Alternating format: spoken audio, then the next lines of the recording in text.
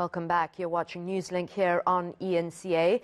Well, drought in California and frost in France may just offer a lifeline to South Africa's wine industry. The French grape harvest is set to plummet to its lowest level since at least 1970 after frost in April destroyed nearly a third of vineyards and a wet summer brought mildew. Industry organisation Wines of South Africa says we're all well placed to make up the shortfall in the global market. Well, export numbers are looking good and we could ship up to 420 million litres of wine this season. That's almost 100 million more than in 2020. Maryna, who speaks for the industry, joining us live from Skype. Maryna, at last some good news from the wine industry. I was really worried that with COVID and seasonal workers possibly being affected, that it was going to take a hard knock as well as the lockdown on wine sales. Absolutely. Our industry has really needed this silver lining so desperately. So whilst one doesn't want to revel in another's misfortune, the reality is we now do have a very definite opportunity in our international markets.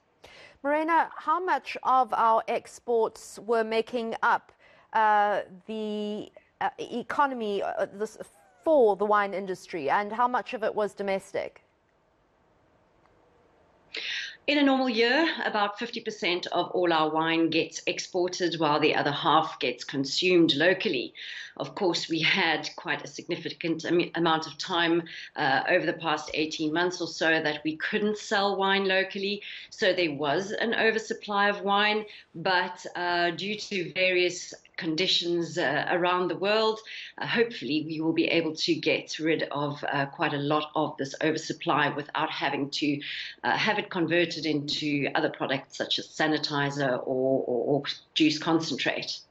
Gosh, I didn't even know that that was in fact going on. That's another discussion altogether. Does Europe like our wines? They do indeed. They really love our wine. In fact, about 50% of all exports go to the European market. So our wine is very popular there and very highly regarded. So we're very excited by these opportunities, and certainly our producers will take the bull by the horn with this. What are some of the primary new markets that we could benefit from? The USA is definitely a new market that we have worked very hard over the past few years to enter. And as you mentioned, the fire and the drought situation that California is experiencing at the moment may have a further opportunity for us.